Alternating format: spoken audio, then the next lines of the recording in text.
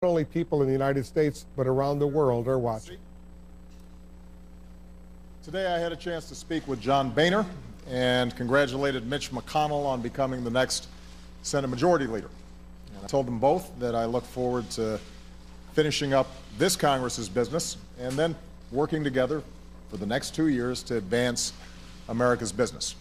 And I very much appreciated Leader McConnell's words last night about the prospect of working together to deliver for the American people. On Friday, I look forward to hosting the entire Republican and Democratic leadership at the White House to chart a new course forward.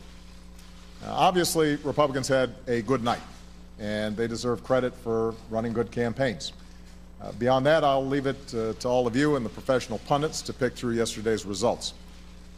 What stands out to me, though, is that the American people sent a message, one that they've sent for several elections now.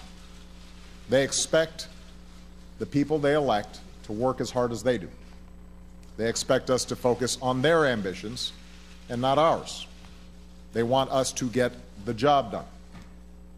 All of us in both parties have a responsibility to address that sentiment.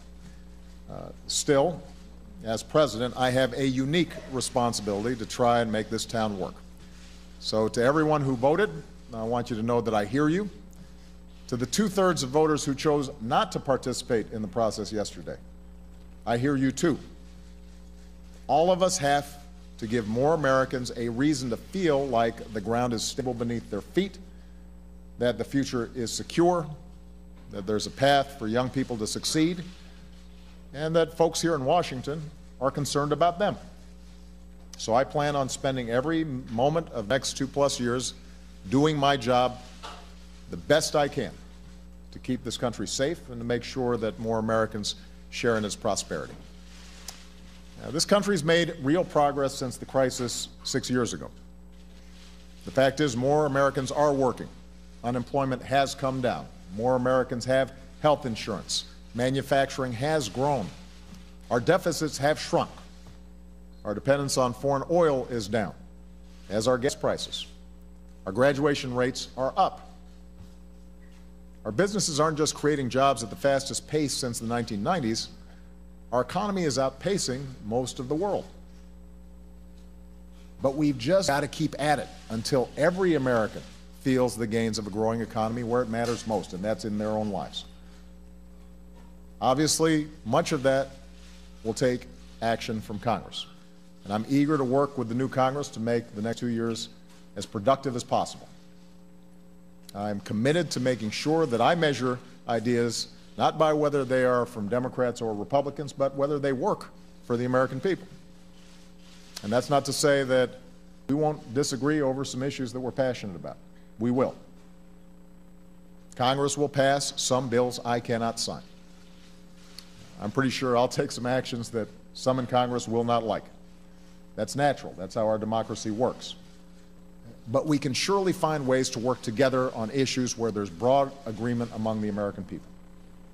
So I look forward to Republicans putting forward their governing agenda. I will offer my ideas on areas where I think we can move together to respond to people's economic needs. So just take one example. We all agree on the need to create more jobs that pay well. Traditionally, both parties have been for creating jobs rebuilding our infrastructure, our roads, bridges, ports, waterways. I think we can hone in on a way to pay for it through tax reform that closes loopholes and makes it more attractive for companies to create jobs here in the United States. We can also work together to grow our exports and open markets for our manufacturers to sell more American-made goods to the rest of the world.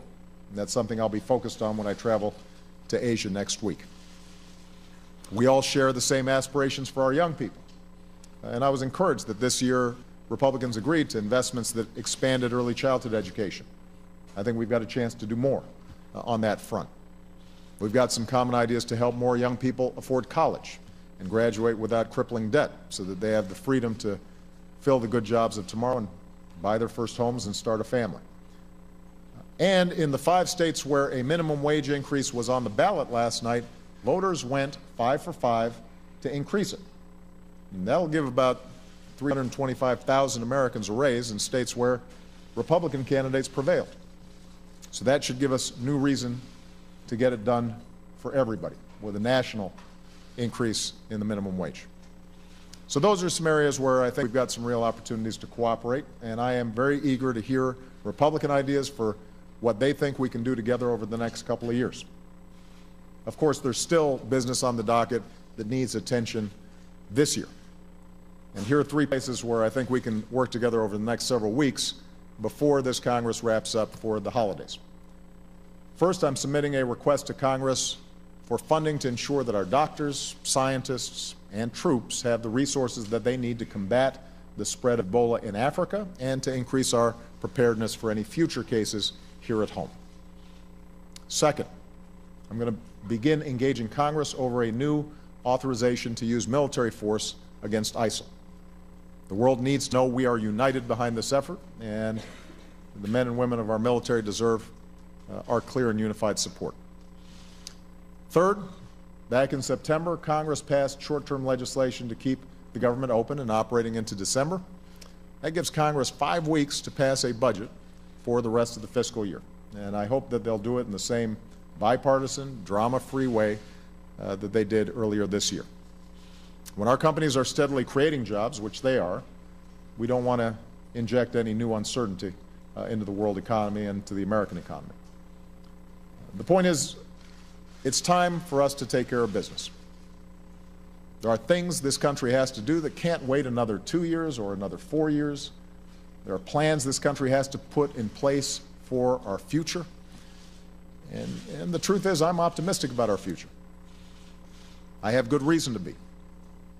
I meet Americans all across the country who are determined and big-hearted and ask what they can do and never give up and overcome obstacles. And they inspire me every single day. So the fact is, I still believe in what I said when I was first elected 6 years ago last night.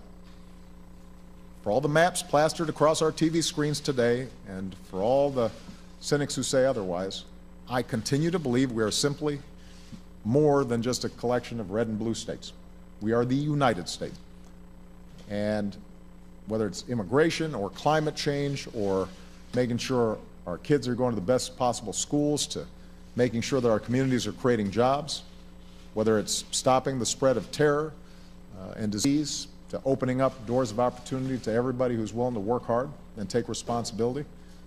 The United States has big things to do. We can and we will make progress if we do it together. And I look forward to the work ahead.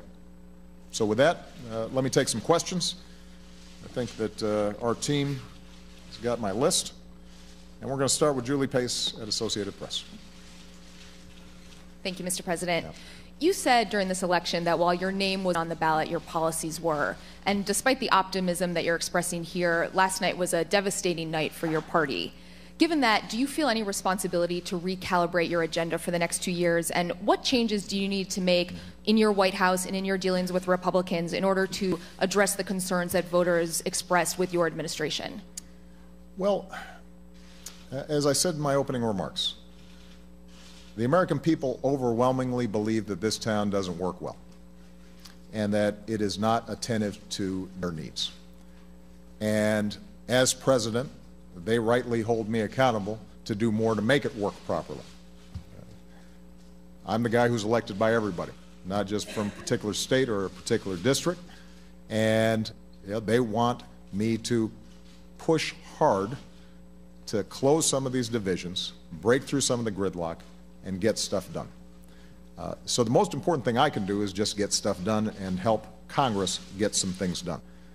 In terms of agenda items, though, Julie, if you look, as I just mentioned, to a minimum wage increase, for example, now, that's something I talked about a lot during the campaign. Where voters had a chance to vote directly on that agenda item, they voted for it. And so I think it'd be hard to suggest that people aren't supportive of it. We know that the surveys consistently say they want to see that happen. The key is to find areas where the agenda that I've put forward, one that I believe will help strengthen the middle class and create more ladders of opportunity into the middle class and improve our schools and make college more affordable to more young people and make sure that we're growing faster as an economy and we stay competitive. The key is to make sure that those ideas that I have overlap somewhere with some of the ideas that Republicans have. There's not going to be perfect overlap. I mean, there are going to be some ideas that I've got that I think the evidence backs up would be good for the economy. And Republicans disagree. They're not going to support those ideas. But I'm going to keep on arguing